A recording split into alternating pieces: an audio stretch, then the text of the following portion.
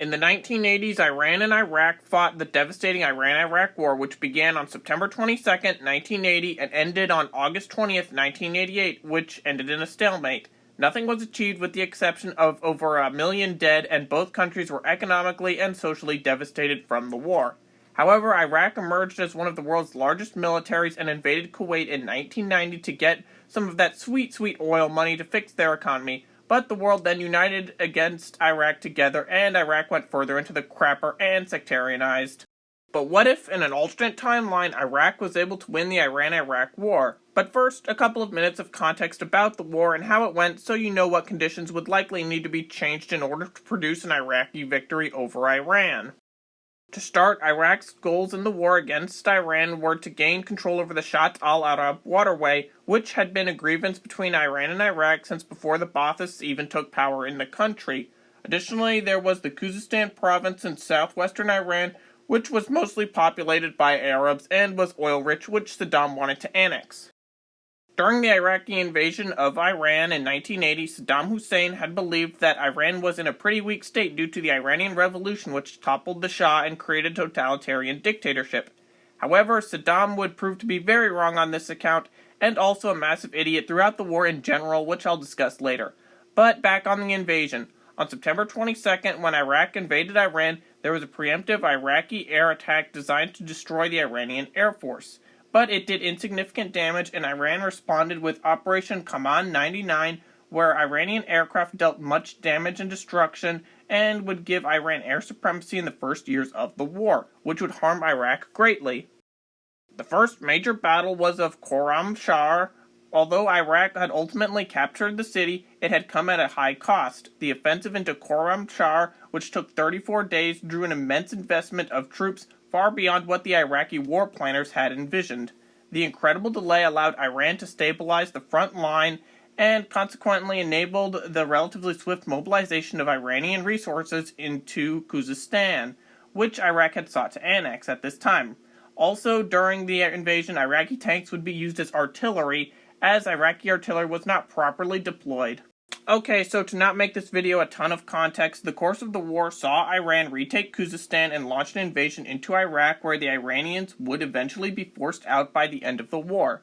Iran used human wave attacks similar to World War I as trench warfare ensued. Also, Iraq made widespread use of chemical warfare, mostly provided by France. Both sides saw international support, with most support going to Iraq as Iran sought to export the Iranian Revolution throughout the Middle East, and that was definitely not overly popular.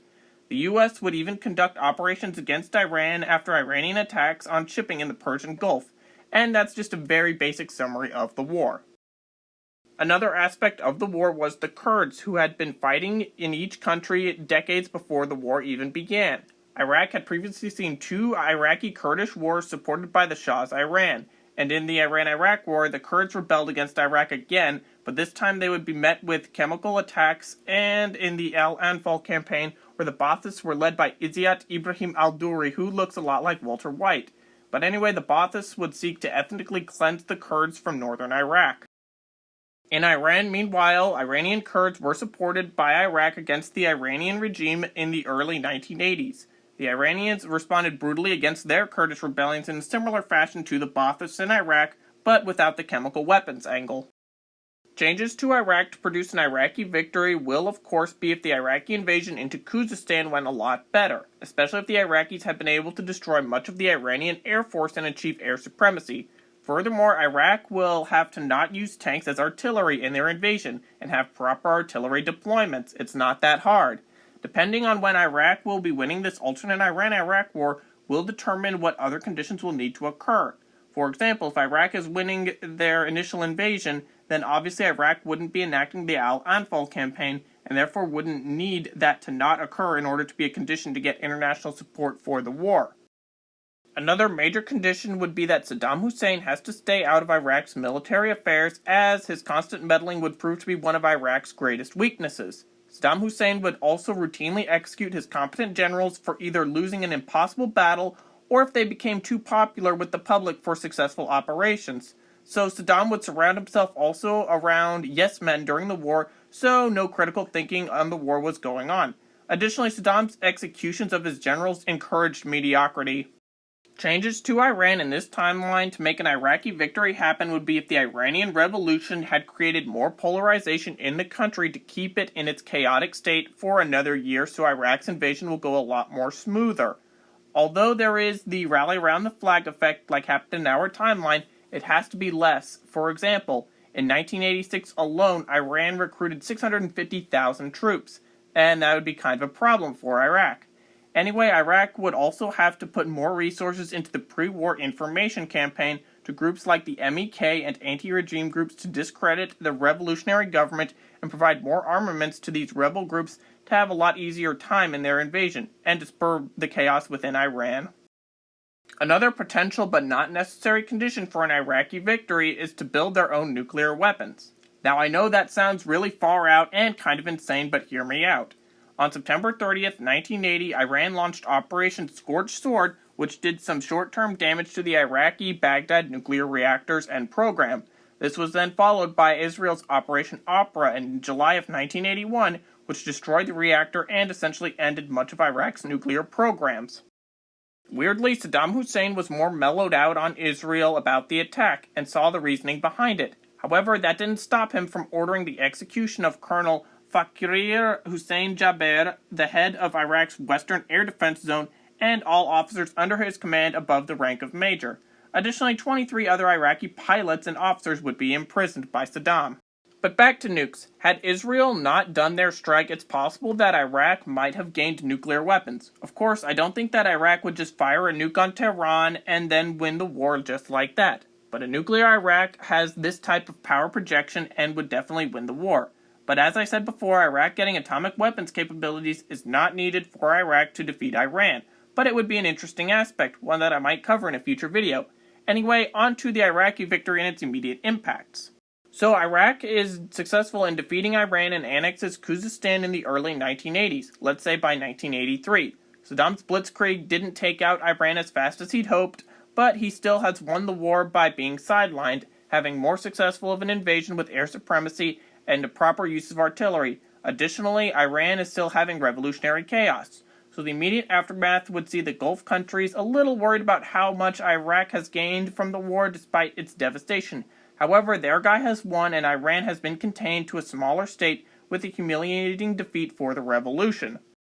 One major aspect that had been a huge part of the Iran-Iraq war, which has been severely limited, is the amount of foreign aid sent to Iraq. You see, because Iraq was on the defensive in the actual war after Iran launched their invasion into the country after pushing the Iraqi troops out of Khuzestan, many Gulf states had feared the Iranian Revolution spreading into their states, and they saw Iraq as their defense, and sent millions of dollars to the country in loans.